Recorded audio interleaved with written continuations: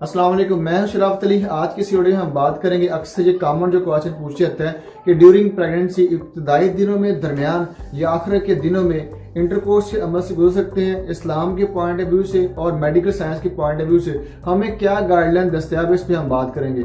Medical point of view से कोई भी ऐसी मेडिकल कंडीशन पैदा नहीं होती अगर आप इब्तदाई दिनों में, दरमियान या आखिर के दिनों में इंटरकोर्स करते हैं, क्योंकि उसके अंदर ऐसी कंडीशन है ही नहीं कि अगर आप इंटरकोर्स के अमल से गुजरते हैं, क्योंकि फीटस जो बच्चा है वो काफ़ी दूर होता है और इस तरह की कोई भी कंडीशन पैदा नहीं हो सकती, क्योंकि एक सेव कंडीशन के अंदर होता है। अगर आप इस अमल से गुजरते भी हैं तो कोई भी ऐसी मेडिकल कंडीशन नहीं पैदा होती और ना ही फिटनेस को कोई भी किसी भी तरह से कोई डिस्टर्बेंस या मेडिकल कंडीशन पैदा हो, ऐसा हो ही नहीं सकता। दूसरा, इस्लाम के पॉइंट ऑफ व्यू से कि क्या इंटरकोर्स इब्तदाई, दरमियान या आखिर के दिनों में कर सकते हैं, इस्लाम भी हमें यही गाइडलाइन देता है कि अगर मुखालफ जिन्स बिल्कुल ठीक है, तंदुरुस्त है, नाजुक कंडीशन नहीं है, तो आप इब्तदाई, दरमियान या आखिर के दिनों में इंटरकोर्स से अमल से गुजर सकते हैं। अगर इस वीडियो के मतलब आपको कोई भी सवाल हो तो नीचे कमेंट में पूछ सकते हैं। वीडियो देखने बहुत शुक्रिया, बहुत सारा ख्याल रखिएगा।